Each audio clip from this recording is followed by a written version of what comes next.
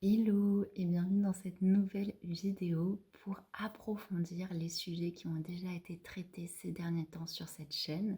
Alors, j'ai mis en titre Mettre en lumière, éclairer et votre super pouvoir surtout à retrouver face aux forces involutives, face aux forces sataniques. Alors, je sais que le mot fait un peu peur quand on dit force satanique, qu'on emploie le mot Satan, mais en fait, dans son étymologie, Satan signifie euh, celui qui s'oppose, c'est l'opposition, c'est l'adversaire.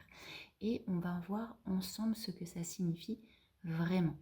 Donc j'ai très envie, et ça m'appelle de parler de ce sujet parce qu'il y a énormément d'informations qui ressortent dans l'actualité. Il y a beaucoup de choses qui sont mises en lumière, mais bien souvent j'ai l'impression qu'il y a encore énormément de choses qui sont présentées depuis ce prisme de dissociation, de séparation. Et donc à travers cette vidéo, le but c'est déjà de vous rappeler votre super pouvoir d'éclaireur, d'unificateur et votre capacité à pouvoir faire face à l'actualité, à tout ce qui nous est donné, sans jamais tomber dans la peur, mais plutôt revenir au cœur et revenir nourrir ce foyer d'amour et donc éclairer depuis ce foyer d'amour et depuis cette foi retrouvée en Dieu. Parce qu'à travers toutes les informations qui sont balancées en ce moment, je vois énormément de vidéos qui sont mises en avant, alors surtout dans des formats courts sur Instagram, même sur YouTube, de personnes qui montrent comment notre société est baignée de signes occultes, que ce soit à travers la pop culture, dans la politique, dans les dessins animés, de partout. Donc c'est des gens qui font un travail voilà, de recherche, de mise en lumière, mais bien souvent, ils présentent ces symboles liés souvent à l'occultisme, pour les montrer voilà, comment on est manipulé par ces symboles, mais avec une approche très sensationnaliste et très dirigée vers la réaction émotionnelle, sans apporter eh bien, l'unification en Dieu et en l'amour qui ouvre une porte de connaissance, mais surtout une porte d'unification. Et ça, je trouve que c'est très important et que ça manque énormément. Donc cette vidéo, elle est vraiment là pour ça, pour faire de vous des unificateurs et ne pas tomber dans ce piège du sensationnel et de la densité émotionnelle qui fait que nourrir en fait ces forces involutives. Et ça, c'est le gros problème, c'est qu'il y a beaucoup de gens qui sont dans cette dynamique de révélation. Alors on montre, mais à travers ce prisme de réaction émotionnelle, parce qu'il faut faire réagir les gens. Sauf que les gens, la plupart du temps, c'est une réaction par la peur, par la colère, par des émotions très denses, très feu, mais un feu qui va d'abord consumer, bon, consumer des croyances, ça c'est bien, mais consumer aussi cette foi en Dieu. Et j'ai l'impression que dans tout ce qui est montré, alors on montre la partie voilà, reliée à ces forces sataniques, involutives, mais on oublie de rappeler que en fait Dieu est en toute chose et tout ce qui existe est en Dieu, donc même ces forces-là sont en Dieu quelque part, et c'est à nous, acteurs de Dieu sur terre, de les réaligner, de les réharmoniser. Parce qu'il y a beaucoup de gens qui dénoncent ces symboles, qui sont employés de façon involutive, en les dénonçant, mais en oubliant de rappeler que ces symboles, initialement, sont des symboles divins, au service du divin, et il va y avoir une tendance comme ça à montrer, à créer une réaction émotionnelle de vous vous rendez compte de ce qui nous est imposé comme symbole qui viennent nous manipuler, et de rejeter, mais tout ce qui est rejeté sans être compris par la conscience divine et éclairé par ce prisme en Dieu ne fait que revenir dans un inconscient et ne fait que nous posséder davantage. Donc je trouve que la démarche est louable, mais sur le long terme, ça va être contre-productif. Donc le but, c'est de se rappeler que tout est en Dieu, que nous sommes en Dieu, que nous sommes acteurs de Dieu sur terre, et donc que nous sommes là nous-mêmes comme des électriciens pour recabler ces symboles dans le sens initial et divin, pour remettre à l'endroit, en fait, tout simplement. Tout ce qui est à l'envers dans notre monde, c'est bien de le dénoncer, mais il faut le remettre à l'endroit parce que, en fait, en Dieu, rien ne meurt dans le sens ne disparaît parce que l'humain, il a une image de la mort de par exemple, quelqu'un qui va se venger, qui veut voir, c'est tellement dur cette émotion de colère, et il y a une telle volonté de vengeance et donc de voir l'autre disparaître parce que c'est trop dur de faire face à cet autre qui m'a blessé, qui m'a trahi, qui m'a profané. Donc on veut le détruire pour qu'il disparaisse en fait de notre environnement parce que c'est trop dur à supporter cette présence qui nous a trahis. Donc la personne qui va se venger va détruire l'autre, admettons en le tuant, sauf qu'en fait, ça c'est l'image de l'humain qui croit qu'en détruisant, ça fait disparaître. Mais non, détruire, donner la mort ne fait que faire changer d'état ce qui est en face et qu'on voulait voir disparaître. Donc ça ne fait que le faire transmuter dans un état qui passe par exemple, si quelqu'un tue une autre personne par vengeance, elle va juste tuer la personne, donc ça va la faire disparaître, ça va la soulager émotionnellement, mais d'un point de vue subtil, la personne, son énergie continue à exister, mais juste sur un plan beaucoup plus subtil. Donc la personne qui s'est vengée va se trouver soulagée sur le moment, mais va se trouver hantée quelque part par cette présence de l'autre, parce qu'elle n'a pas appris à transmuter tout ça. Et la mort, en fait, c'est juste un changement d'état. Donc nous-mêmes, quand on veut voir disparaître ces forces involutives, ces forces sataniques, vouloir les faire disparaître en les mettant à mort ou en les faisant disparaître ou en voulant les détruire, c'est quelque part un peu une illusion qui ne ferait que les renforcer et les faire passer en fait d'un plan visible où on peut agir concrètement là sur notre plan incarné à les renforcer sur un plan beaucoup plus subtil où elles seront davantage invisibles et silencieuses et où elles pourront davantage agir encore une fois depuis notre inconscient, donc nous posséder encore plus. D'ailleurs, quand quelqu'un se venge, veut tuer l'autre pour le voir disparaître, quand il passe à l'acte, en fait, c'est lui qui devient le monstre. Donc, c'est juste passer d'un corps à l'autre. Et les forces involutives, ça, c'est ce qu'elles adorent. Elles s'en fichent de rester figées dans quelqu'un. Ce qu'elles veulent, c'est juste passer d'une personne à l'autre et continuer à proliférer et à tenter de survivre voilà, le plus possible à travers le plus de personnes possible. Donc elles s'en fichent de rester affiliées à une personne qui représenterait le mal. Ça, c'est une conception un peu erronée. Donc la seule façon finalement de combattre entre guillemets ces forces-là, c'est d'apprendre à les sublimer. C'est là où est notre super pouvoir. Tant qu'on n'apprend pas à sublimer ses forces, eh bien on en est les esclaves. Et ça, même si on a l'impression que, comme j'ai dit, on va détruire en dehors, mais en fait ce qu'on détruit à l'extérieur, reste à l'extérieur et surtout prend encore plus de force à l'intérieur. Donc notre plus grand pouvoir, c'est cette sublimation, de se rappeler que tout est en Dieu et à partir de ce rappel que tout existe à partir de Dieu, tout est émanation de Dieu, eh bien déjà on revient dans le sens de l'unité et on peut percevoir et appréhender tout ce jeu depuis ce prisme de l'amour et depuis ce prisme omniscient.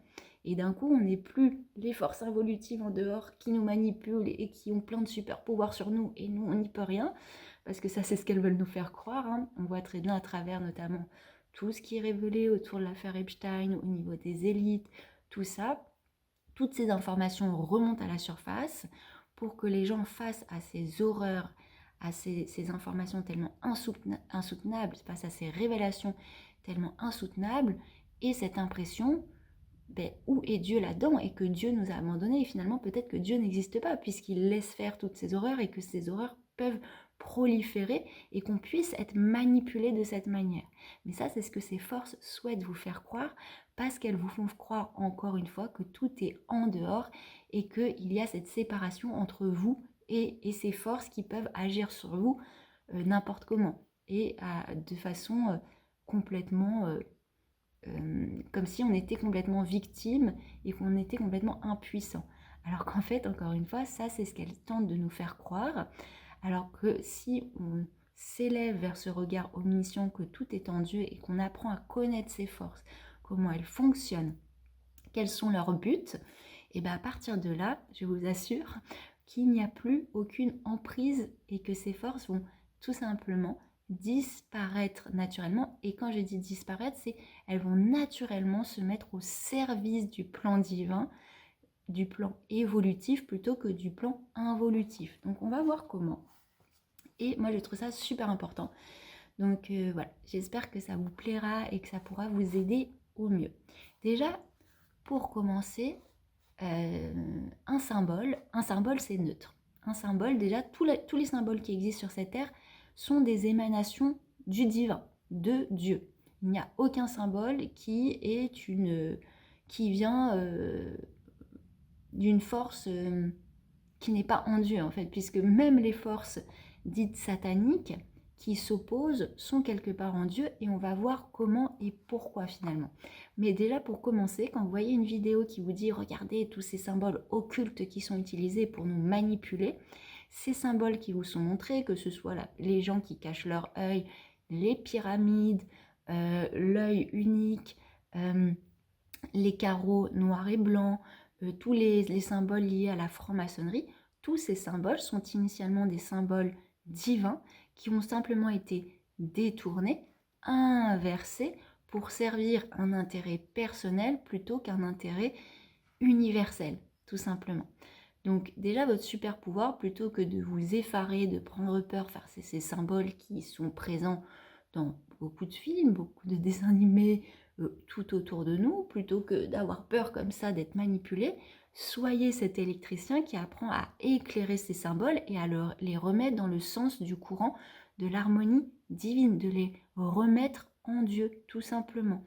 Il y a beaucoup, par exemple, on nous fait peur énormément avec la franc-maçonnerie et tous les symboles qui en sont reliés, mais à la base, la franc-maçonnerie était une école initiatique en Dieu, sauf que voilà, des forces involutives l'ont infiltré et donc ont détourné, ont inversé tout ça. De toute façon, sur Terre, généralement, dès qu'il y a une bonne idée, quelque chose qui va dans le sens de l'évolution, eh bien, il va y avoir des forces involutives qui vont les infiltrer pour détourner et pour inverser, pour tout simplement créer une résistance par rapport à l'évolution voulue en Dieu.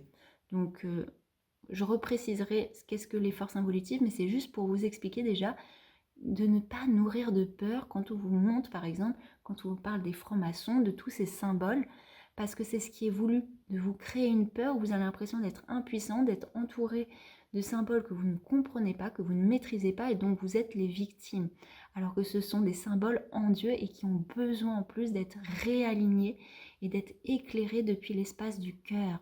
Je vais prendre un exemple qui n'a rien à voir avec la franc-maçonnerie, mais on en avait parlé, la fameuse svastika, donc très connue notamment en Europe du fait qu'elle a été détournée, inversée pour devenir ce qu'on appelle la croix gammée des nazis.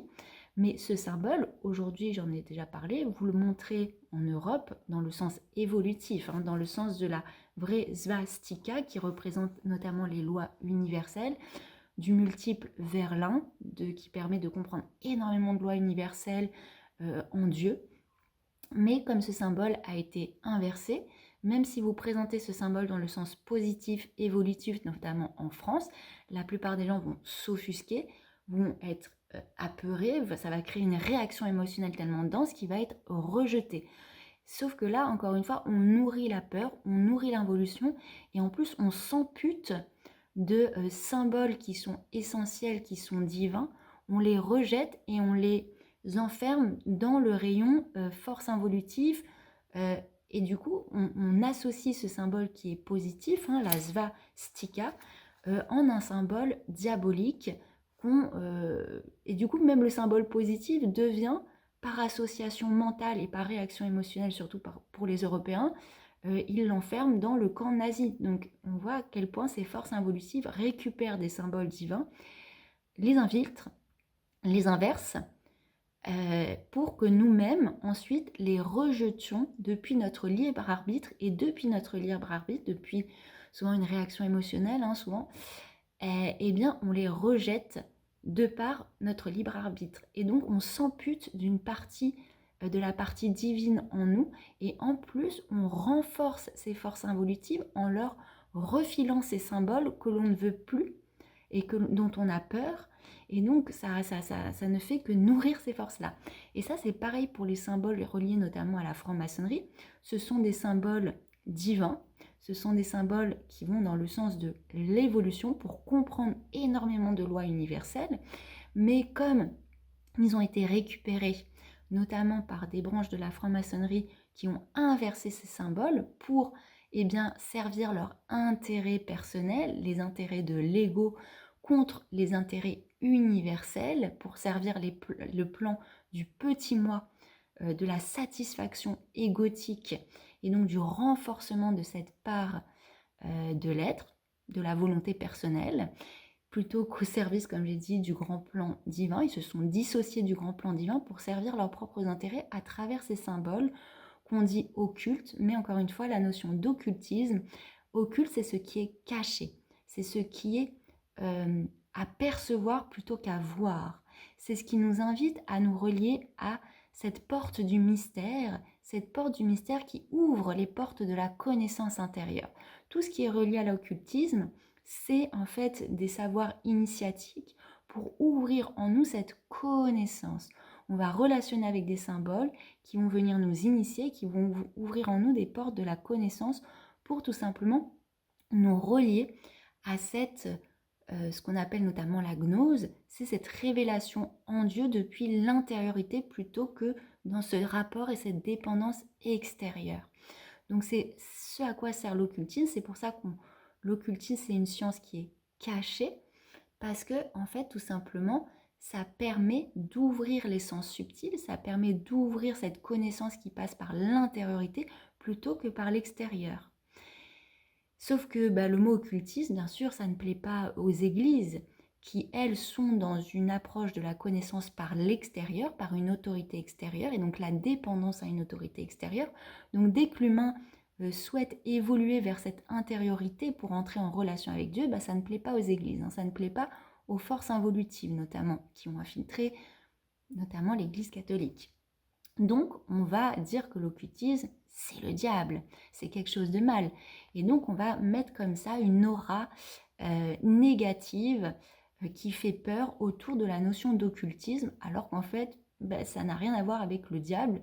C'est juste une science cachée. Et forcément, tout ce qui est caché, ça nourrit le fantasme, ça nourrit la projection et ça nourrit la peur. Sauf que, bien, comme toujours, tout ce qui est dans le sens évolutif va être récupéré par ces forces involutives pour priver l'homme de cet outil.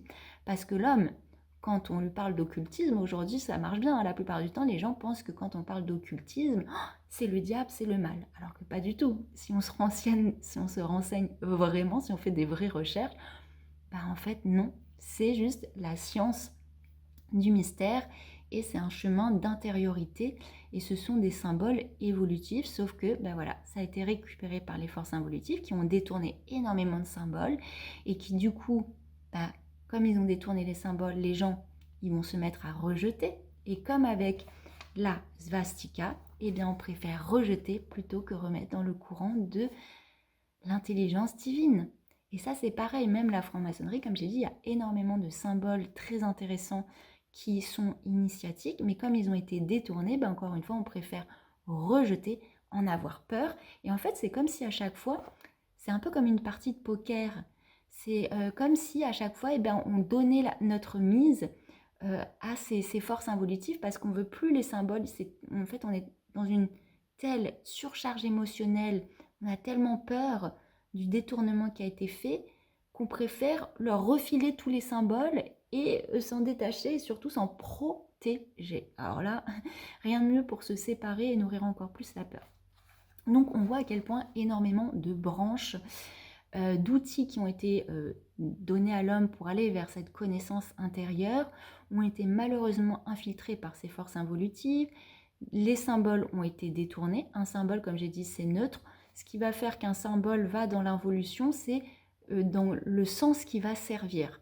Par exemple, c'est simple, on l'a vu avec la svastika, ce qui change entre signe évolutif de la svastika et la croix gammée qui est involutive, en fait, c'est qu'elle a été inversée dans le sens de rotation qui va vers l'involution plutôt que l'évolution, qui va vers la densification de l'être plutôt que son élévation, son éthérisation.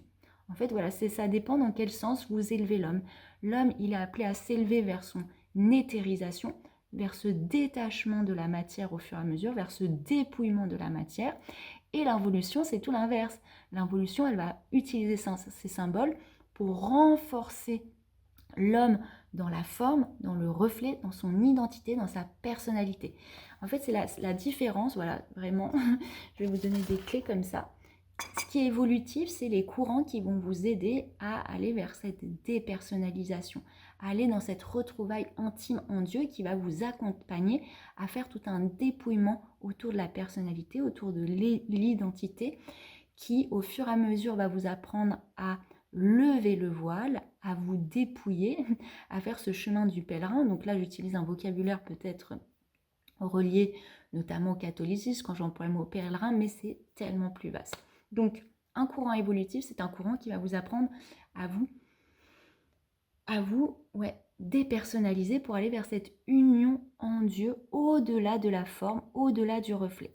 Un courant involutif, c'est un courant qui va vous renforcer dans une identité, dans votre personnage et dans la croyance d'une identité qui est supérieure. Et alors toujours de façon très louable, bien sûr, puisqu'on vous dit que c'est pour être en Dieu, et souvent le mot Dieu est souvent mis de côté parce qu'il fait peur, mais il y a un renforcement de l'identité.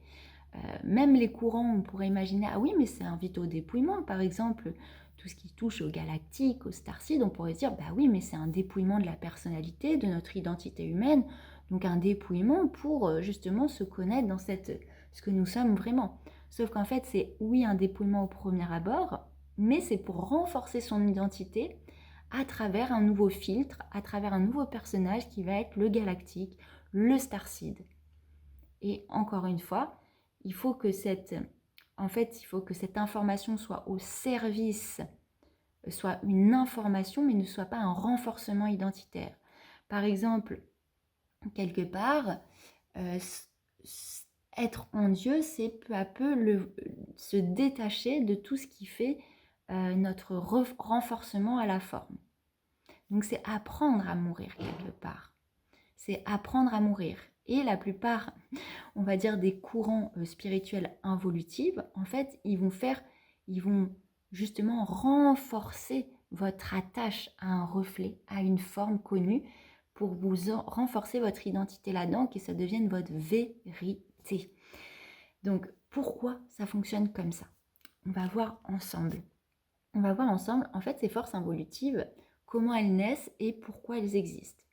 Une force involutive, c'est une force qui existe en Dieu déjà. C'est pas en dehors, c'est juste qu'à un moment, elle va prendre un peu le contre-courant, un peu comme quand votre corps il fonctionne très bien, d'un coup vous allez avoir une maladie comme un cancer ou une maladie auto-immune, c'est un retournement, une opposition. C'est une force qui s'oppose à, qui résiste à l'évolution. Comment ça prend forme? Ça prend forme tout simplement parce que être en Dieu, en tout cas de ce qu'on peut appréhender aujourd'hui, être en Dieu, c'est comme être dans une grande respiration. À la fois, on est expiré en Dieu et on est inspiré en Dieu. C'est toujours une danse comme une expiration et une inspiration en Dieu.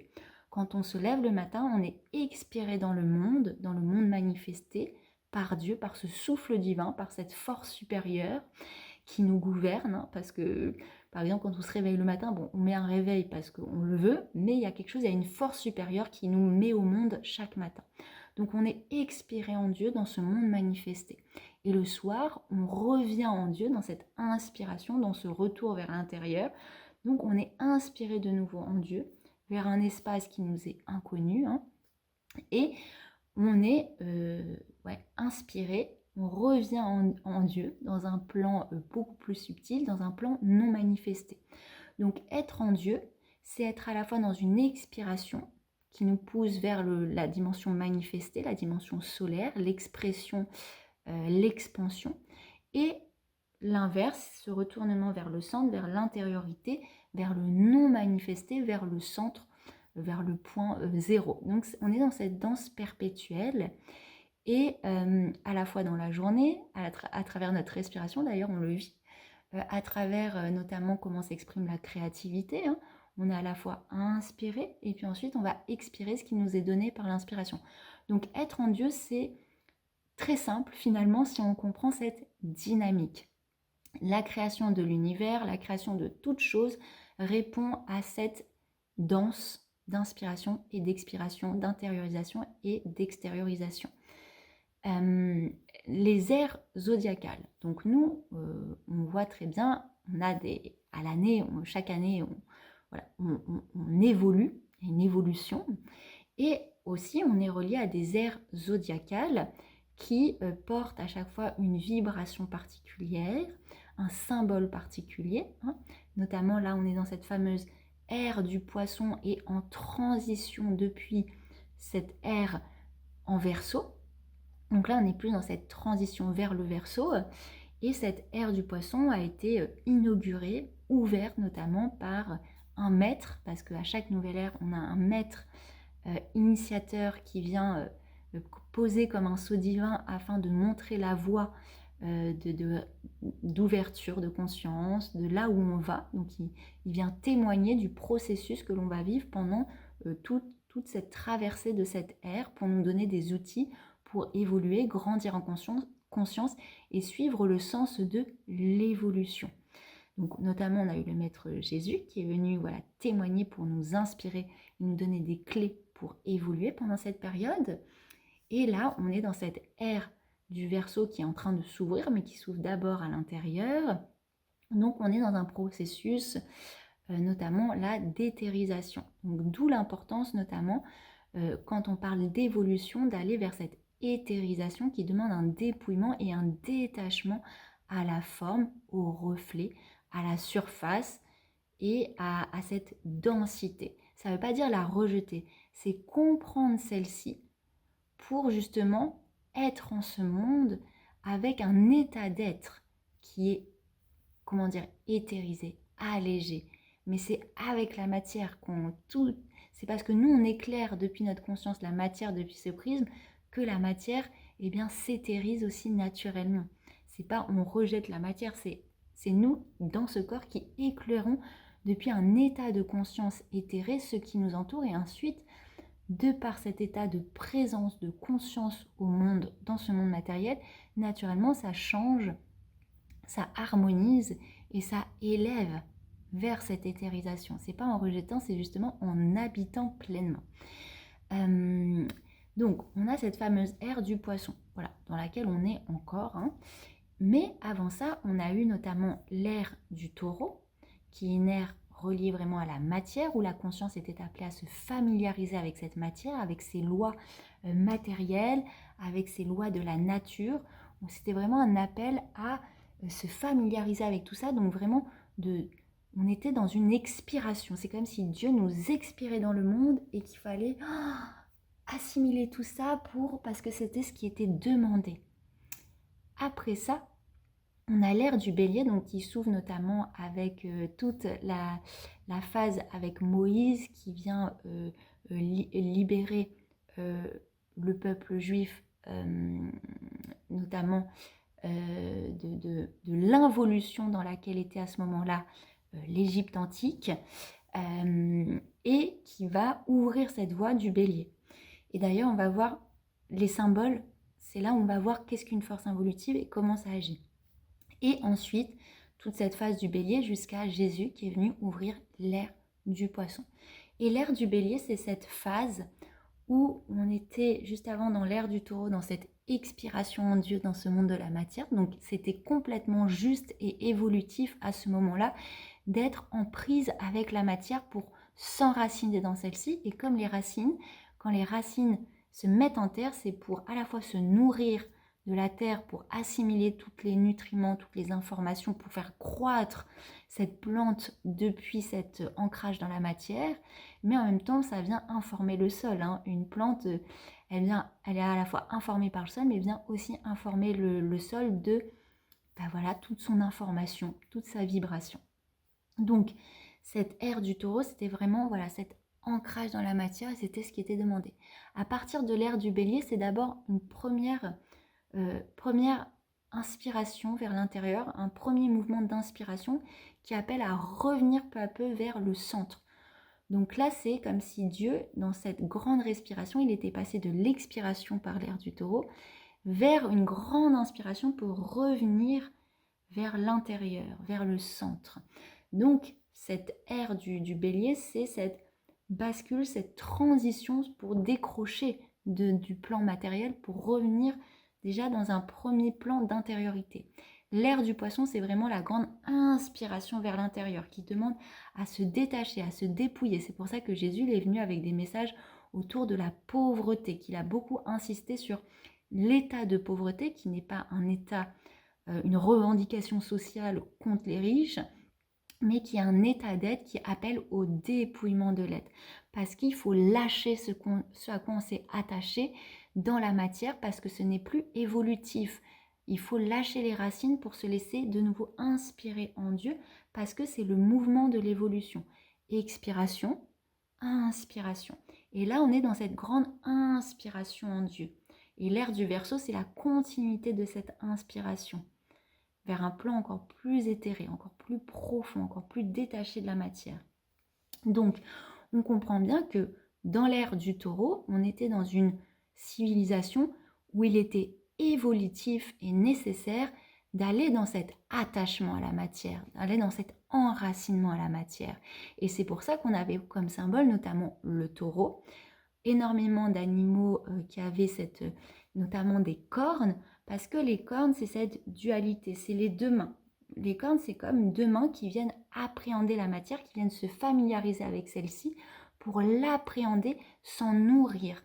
Donc ces animaux à cornes, à ce moment-là, ils exprimaient cette dualité qui vient s'exprimer dans la matière, la compréhension de ces lois qui sont aussi reliées. C'est-à-dire on est dans la dualité par les cornes, qui appréhendent la matière, mais ces deux cornes sont reliées à la même tête au niveau du chakra coronal. Donc, elles sont au service de cette intelligence divine. Donc, à l'époque, avoir des représentations des dieux, des déesses en lien avec notamment le taureau ou ces animaux bovins ou avec les animaux, c'était parce qu'il y avait aussi cette familiarisation avec la dimension animale de l'être, puisqu'on est au niveau du chakra racine. Donc c'était ce qui était demandé et c'était évolutif, c'était même nécessaire et essentiel. Mais par contre, quand on passe à l'ère du bélier, où là on est dans un signe de feu, c'est là où d'ailleurs il peut y avoir souvent il y a un peu cette confusion, on se dit ah oui mais bélier c'est censé être un signe de terre, on a un peu l'image en tête. Mais le bélier on voit que ses cornes, elles commencent à tourner à l'intérieur, donc à revenir vers l'intérieur. C'est pas les mêmes cornes que le taureau. Le taureau il a des cornes qui vont vers l'avant, vers l'expansion. Le bélier c'est des cornes qui reviennent vers l'intérieur. Donc c'est un mouvement qui revient vers cette inspiration en Dieu. Et le bélier c'est un signe de feu. Sauf que, je l'ai expliqué plusieurs fois, mais j'aime bien le réexpliquer, et on va voir à travers un symbole, c'est qu'à l'époque, ce qui était demandé aux hommes, c'était « Ok, vous êtes familiarisés avec cette matière. Maintenant, cette matière, si vous en êtes trop dépendant, vous allez vous accrocher, ça devient votre unique vérité. » Parce qu'aussi, on commence à développer cette conscience de l'être, de l'individu, et donc, on est vraiment au début. Sauf que il faut savoir que quand on est expiré dans un monde matériel, notamment comme c'était pendant l'ère du taureau, sur un plan subtil, on n'a pas une densité émotionnelle comme on a sur le plan terrestre. On n'a pas des sens physiques qui sont dans cette abondance de sensations. Donc, on va dire une conscience qui entre en contact avec le plan matériel, dans cette ère où justement on est collé à la matière, on doit tout assimiler. En fait, c'est comme si on prenait un shoot d'adrénaline, de sensations fortes grâce au sens physique, parce que jusqu'à maintenant, on ne connaissait pas toutes ces sensations. Donc c'est intense. Mais sauf qu'on peut devenir dépendant de cette intensité. Cette intensité, elle est censée être au service du divin. Sauf que, comme quand on prend une drogue où d'un coup nos sens sont en expansion et tout devient tangible, tous nos sens sont... on peut devenir accro. Et c'est ce qui s'est passé notamment pendant l'ère du taureau, c'est-à-dire que les consciences qui ont été expirées dans cette dimension matérielle se sont mis à vénérer la matière, vénérer le reflet, en oubliant que tout ça venait depuis l'essence du divine, l'essence en Dieu depuis un plan unifié, depuis un plan beaucoup plus subtil. Donc ils se sont mis à vénérer la forme parce qu'en fait tout était nouveau, tout était intense. Et donc ils sont devenus accros à cette dimension sensationnelle parce que ça nourrissait les centres, notamment inférieurs, donc chakra racine, chakra sacré. Il y avait un bouillonnement et en fait c'était d'une telle intensité qu'on voulait encore se nourrir. Et donc, du coup, quand on arrive dans cette ère du bélier, sachant que les ères, elles sont tout le temps, on n'a pas une date précise pour passer d'un coup, dans l'ère du taureau, il y a commencé à avoir cette inspiration de l'ère du bélier, donc l'inspiration au niveau de ce feu qui vient s'ajouter à cette dimension matérielle. Et alors là, quand on ajoute le feu, ça va venir et on va utiliser ce feu pour densifier encore plus la matière, pour encore plus de sensations fortes. Et donc ce feu va se mettre à renforcer notre attache à la matière. Et c'est là où a eu lieu l'involution. Alors que justement le feu qui était donné, c'était pour éclairer la matière, sublimer le rapport à la matière et surtout rappeler que c'est bien le feu de l'esprit qui anime la matière et qui nous anime pour revenir au sens de l'unité. Et c'est pour ça que Moïse, pendant cette ère du bélier, d'un coup, il quitte l'Égypte et il va se rendre compte à un moment que les gens avec qui ils sont partis se mettent à vénérer le veau d'or. Et là, ça va à l'encontre de la loi. Là, c'est involutif. Pourquoi? Parce qu'on peut se dire, le veau d'or, ok, mais qu'est-ce que ça signifie? En fait, le veau d'or, à ce moment-là, il représente cet renforcement de l'attache à la matière par le feu. Donc de cette dynamique involutive, c'est-à-dire qu'on se met à vénérer la matière, puisque le fait que le veau soit en or, c'est vraiment cette consolidation, cette densification de la matière par le feu qu'on va se mettre à vénérer. On voit très bien aujourd'hui quand on voit de l'or, quelqu'un va trouver une pépite de l'or, il va voir juste qu'est-ce qu'il peut avoir matériellement avec ça, c'est tout l'aspect matériel. Il ne va pas voir que cette pépite d'or, c'est le feu de l'esprit qui l'anime, c'est l'or spirituel. Ça me relie à cette conscience en Dieu. Parce que, on le voit très bien en alchimie, beaucoup de gens sont intéressés par avoir de l'or, pour avoir la dimension matérielle. Mais non, ça c'est l'involution. Alors que celui qui est sur le chemin spirituel, quand on dit qu'en alchimie on peut avoir de l'or, c'est pas la possession, c'est l'ouverture à cette connaissance de l'or spirituel. Donc on parle de l'or au niveau de l'essence. Et ça, c'est ce qui fait la différence entre involution et évolution. L'involution, elle va toujours vouloir aller dans cette densité matérielle, avoir, se remplir.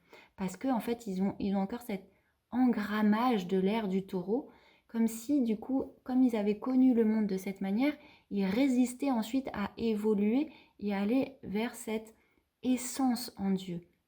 Donc en fait, les forces involutives, ce sont des forces qui résistent à l'évolution et qui restent ancrées, identifiées à un moment T, qui était évolutif à ce moment-là, mais puisqu'ils ne veulent pas mourir de cette vision en fait, parce que Dieu en fait c'est l'impermanence. Et quand il propose l'expérience de l'ère du taureau, on se familiarise avec tout ça, ensuite il va reprendre. Il faut mourir de ça pour continuer à évoluer. Et donc ce sont des forces qui ont refusé de mourir à cette partie de l'expérience et qui résistent encore et qui veulent maintenir cette ère du taureau. Donc en fait, aujourd'hui on est dans la répercussion de forces qui veulent maintenir cette ère du taureau, cette attache à la matière, à la densification, à la densité, à la forme, au reflet, au sensationnalisme, en fait, qui sont tellement devenus accros qu'ils veulent maintenir ce qui est censé évoluer. Et ça devient involutif à partir du moment où on change d'air et ces personnes-là restent accrochées à l'ancien, ne veulent pas voir mourir leurs croyances, ne veulent pas voir mourir l'identité qu'ils ont façonnée à travers cette période-là. Donc elles veulent maintenir. Et aujourd'hui, toutes les forces involutives qu'on pointe du doigt aujourd'hui, eh bien ce sont ces forces qui ont encore cette structure de l'ère du taureau qu'elles tentent de faire survivre alors que justement on est censé en mourir. Donc c'est pour ça qu'il y a cet épisode avec Moïse qui voit tout son peuple là, qui vénère le veau d'or, et qui se dit, ben non, là c'est involutif, ça va contre la loi. On a changé d'air. Donc on n'est plus censé être attaché à la matière et vénérer cette forme, vénérer l'or à travers la forme et la densité. On est censé laisser mourir ça, se détacher de ça pour reconnaître la dimension du feu de l'esprit. C'est pour ça qu'il va y avoir vous voyez, le buisson ardent, parce que c'est le feu de l'esprit qui se révèle, qui se montre, qui est censé être reconnu à travers la matière. C'est pour ça qu'il y a cet épisode du buisson ardent, si je dis le bon mot, mais parce que ça révèle le feu de l'esprit qui anime toute chose. Alors que là, en vénérant le veau d'or, on vénère la forme, la densité, et on reste accroché à cette ère du taureau. Et ça devient involutif. Donc il faut bien comprendre qu'il y a des symboles qui étaient évolutifs un temps, mais qui deviennent involutifs parce qu'on veut les garder alors qu'on est censé évoluer. Donc la plupart d'ailleurs des symboles qui existent dans notre monde ne sont pas des symboles qui ont été comme ça sortis d'une force involutive pour nous détourner. Non, c'était des symboles qui au premier abord, à un moment T de l'histoire, étaient évolutifs, mais comme ils n'ont pas...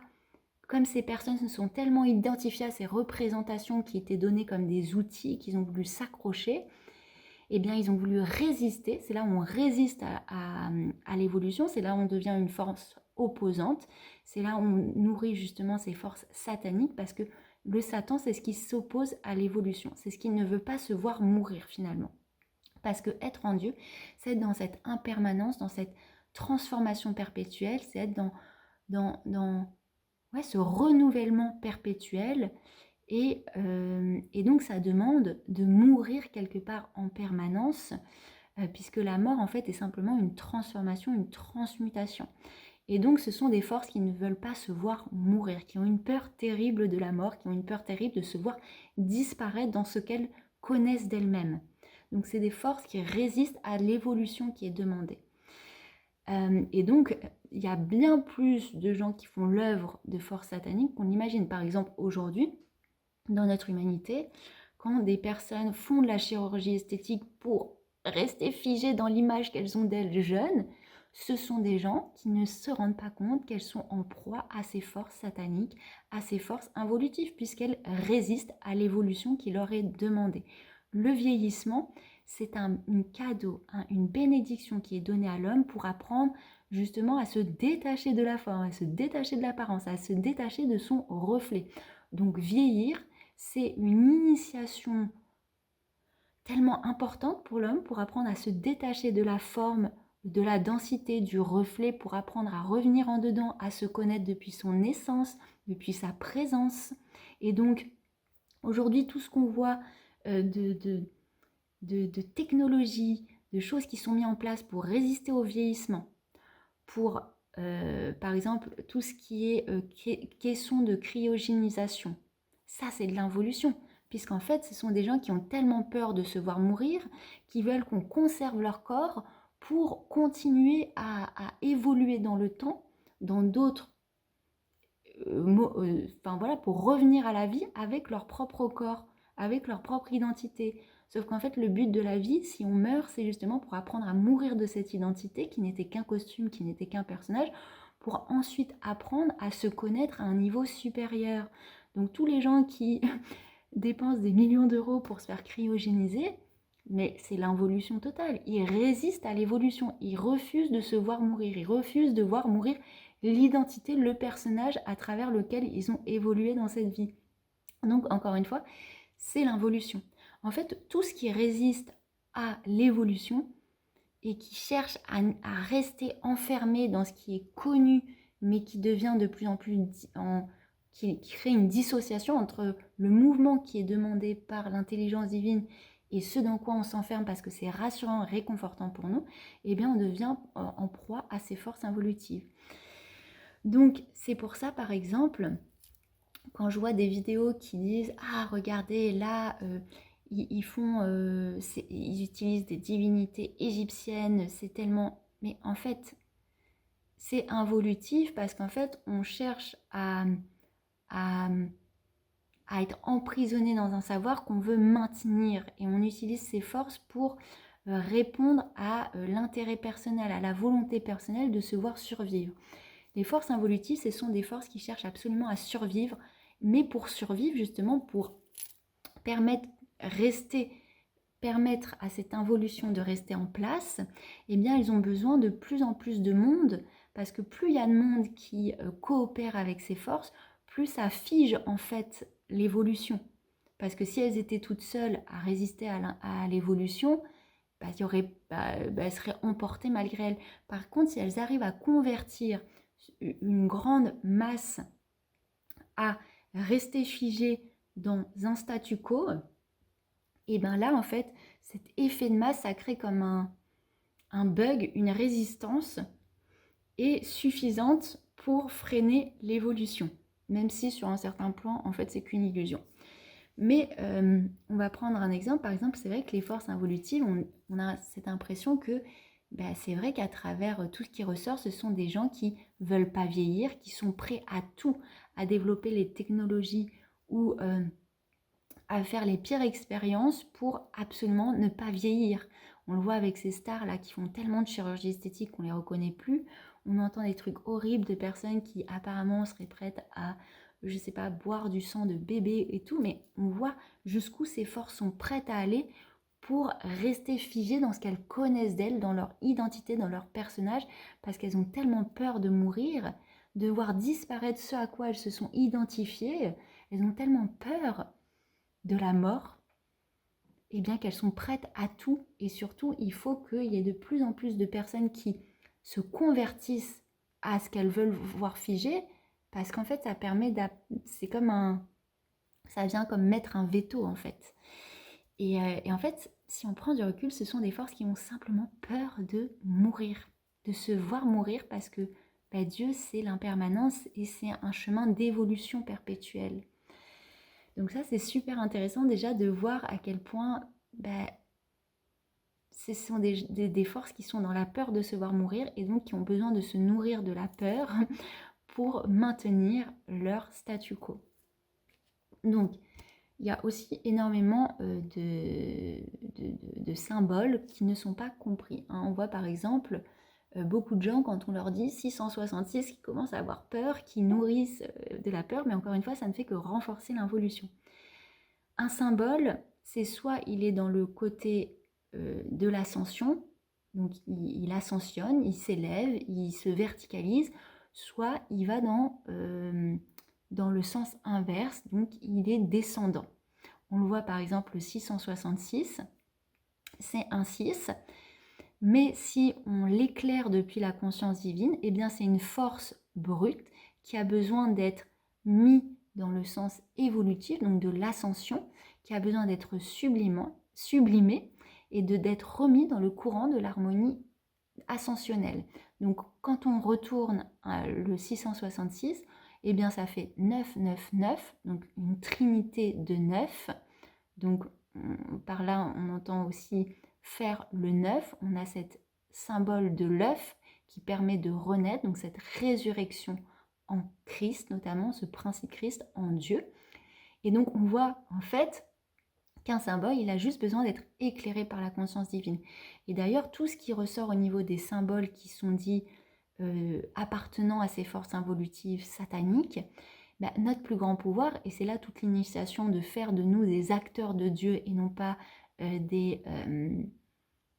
oui, parce qu'en fait, la plupart des gens, ils attendent que Dieu soit en dehors, fasse les choses, et en fait, ils nourrissent cet état de séparation. Dieu ne peut agir et être au monde qu'à partir de nous-mêmes. Sinon, non, ça ne peut pas le faire. Sinon, on attend toujours en dehors et on devient passif, impuissant, et c'est là où ces forces se nourrissent encore plus. Donc notre super pouvoir, c'est de mettre à jour ces symboles. Donc quand on est face à un 666, notre super pouvoir, c'est de le remettre dans le sens du courant universel et de voir dans ce 666 simplement une force brute qui a besoin d'être sublimée et qui devient 999 au service du plan divin.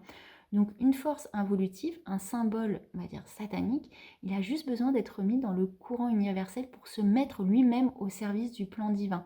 Et d'ailleurs, c'est parce qu'on va remettre ces forces dans le sens du courant divin qu'elles vont pouvoir se mettre au service. Ces forces-là, en fait, elles ont juste besoin d'être recablées dans le sens évolutif. Et d'ailleurs, on a besoin de ces forces-là pour aussi évoluer, parce que en fait, tout est appelé à revenir en Dieu. Tout est appelé à revenir dans le courant de Dieu à un moment. Donc c'est ensemble qu'on va pouvoir revenir. C'est pas en se détachant. C'est parce qu'on va nous-mêmes permettre cette réunification. Donc quand on voit ce genre de symbole, plutôt que de se fermer, nourrir la peur et rejeter, c'est j'ouvre mes bras parce que je suis en fait l'acteur qui peut unifier en Dieu. Je suis cette présence unificatrice en Dieu. Donc au contraire, j'ouvre les bras à ce symbole 666, je l'accueille, je le sens profondément, qu'est-ce que ça signifie, qu'est-ce qu'il me montre, qu'est-ce qu'il dessine, pour le remettre à l'endroit en 999. Vous voyez? Et d'un coup, je deviens acteur. Je deviens ce porteur de lumière.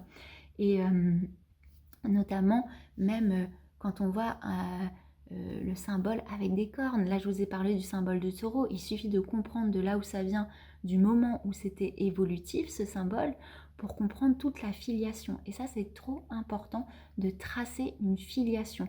C'est-à-dire qu'il y a énormément, et ça, c'est à cause encore de la faute de l'Église, avec ce côté, les païens, c'est mal. Ben non, en fait, ces symboles dits païens, ils étaient évolutifs à un moment.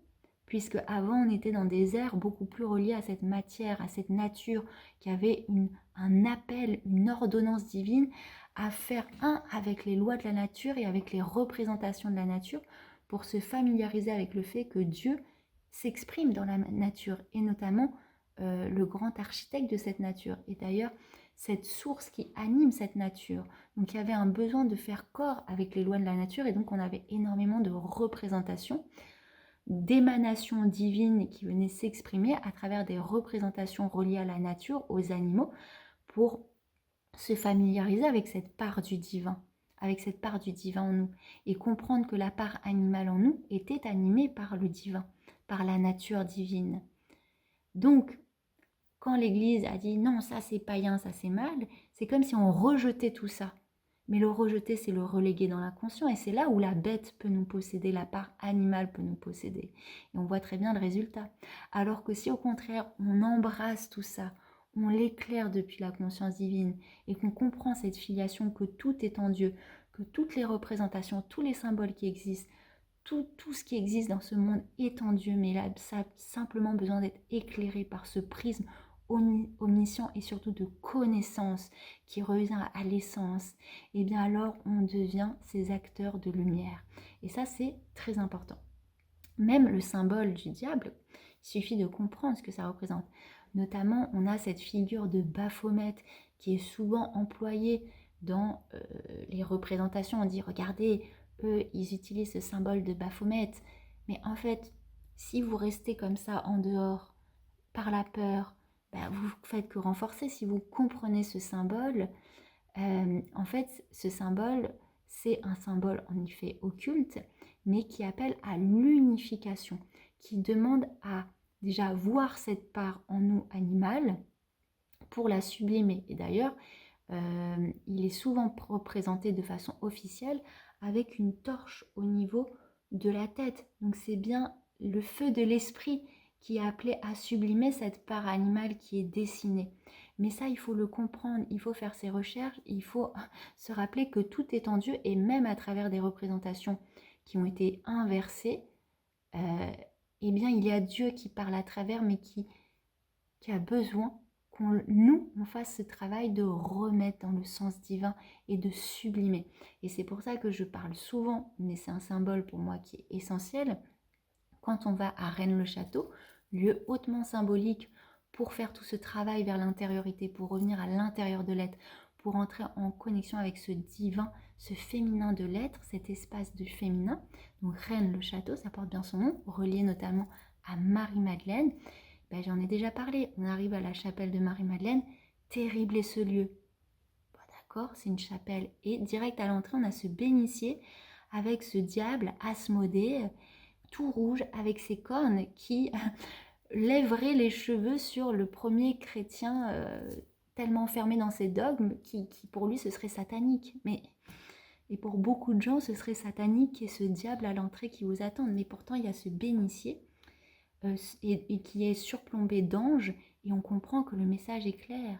Il faut voir cette force brute animale et appeler à la verticaliser, à la sublimer. Mais elle est à voir en nous et elle est à voir dans le monde. Ce qu'on voit d'animal, cette force brute, elle a besoin à chaque moment qu'on la sublime. Et c'est parce qu'on va la sublimer et l'accueillir et la voir en nous et la voir dans le monde comme un potentiel qui peut se mettre et qui doit se mettre au service du divin qu'on va pouvoir faire évoluer les choses. Et donc, encore une fois, ça peut faire penser à ce fameux Baphomet, mais qui est une force qui a besoin d'être sublimée. On a besoin de sublimer cette part animale plutôt que la rejeter et de faire comme si elle n'existait pas ou de vouloir la tuer. Et d'ailleurs, on voit très bien le côté sauvage. Est-ce que ce ne serait pas finalement de tuer les animaux parce qu'ils nous font peur plutôt que d'apprivoiser cette part animale et de la mettre pas au service, parce que bon, pas les faire travailler pour nous, mais de comprendre que cette force-là, elle nous parle de quelque chose en nous.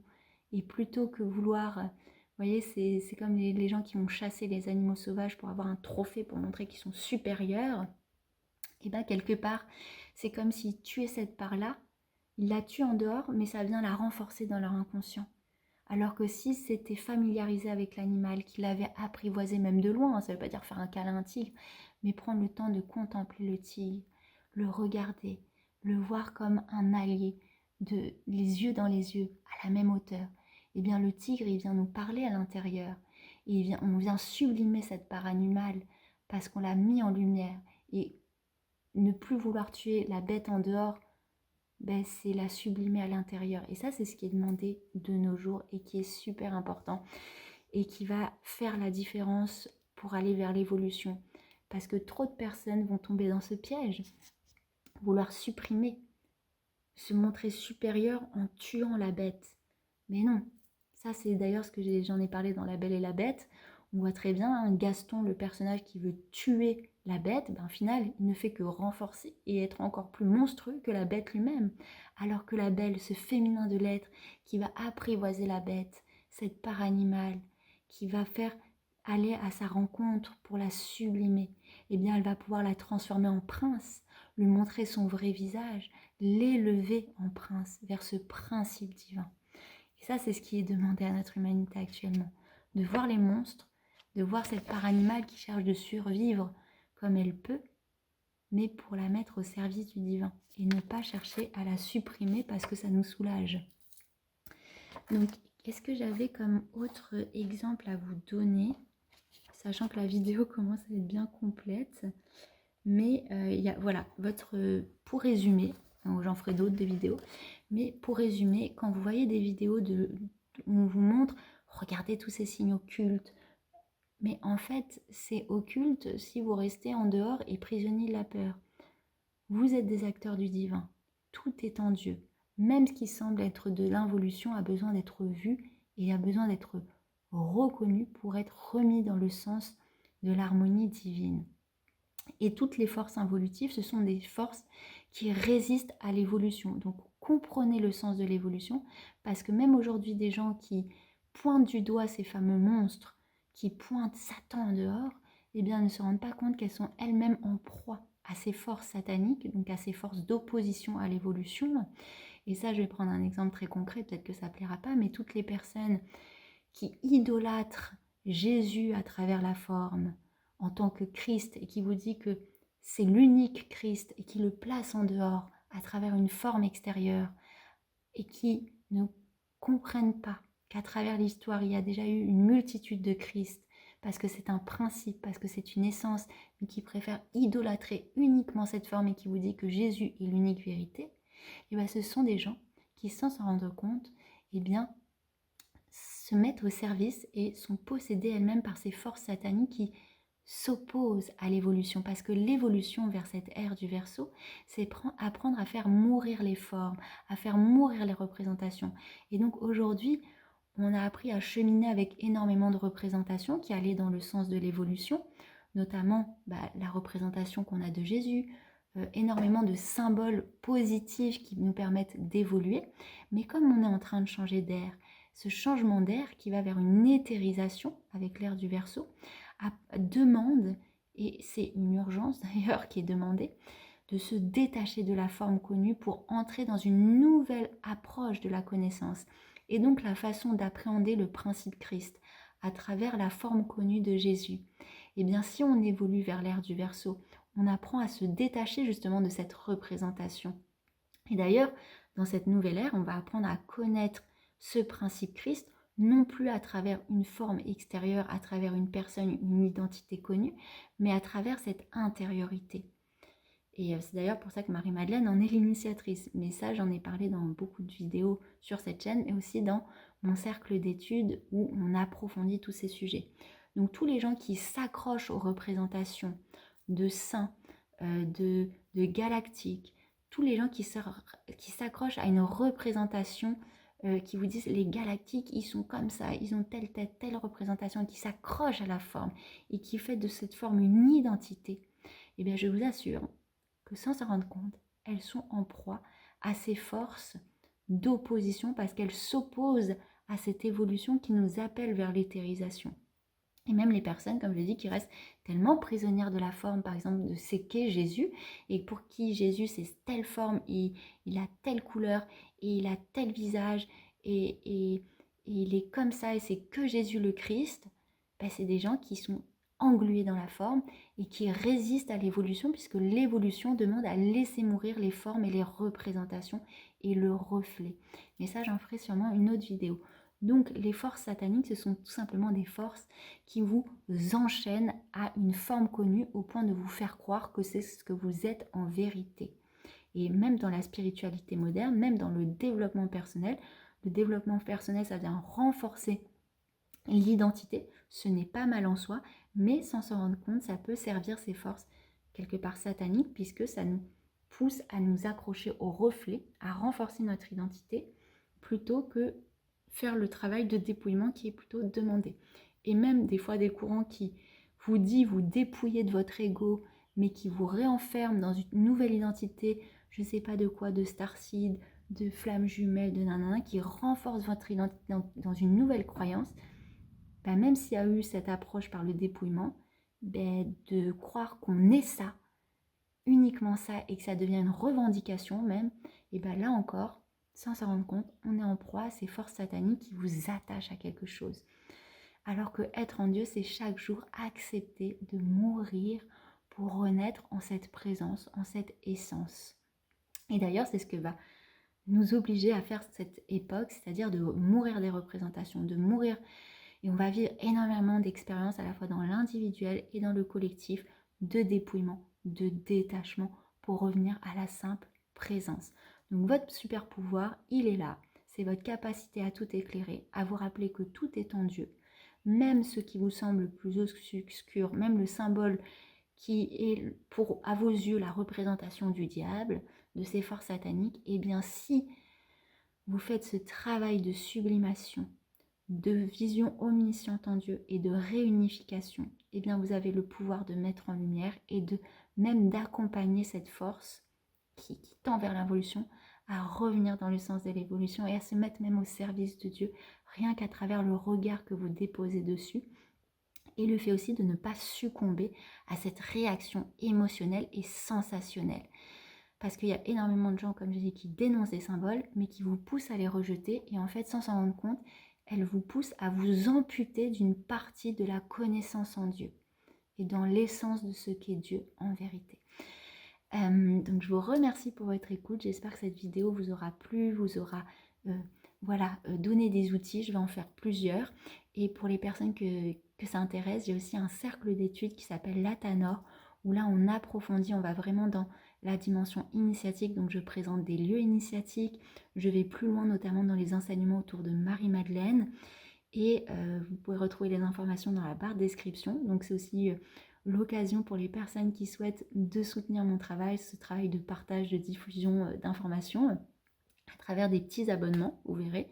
Et pour les personnes qui veulent soutenir la chaîne, qui ont envie de participer un peu comme un mécénat, si vous voulez, vous pouvez faire aussi un don à la chaîne. Ça permet bah, voilà, de co-créer ensemble et de me permettre aussi de faire ce travail de recherche, de mise en lumière, que ce soit à travers mes écrits, mes vidéos, et notamment pour les personnes qui veulent aller plus loin à travers ce cercle d'études. Il n'y a pas besoin d'être, super évolué justement. On va apprendre à se familiariser avec les symboles, avec ce langage et surtout à retrouver cet état de présence en Dieu qui peut tout accueillir et tout mettre en lumière. Ça, c'est ce que je propose notamment à travers ce cercle d'études.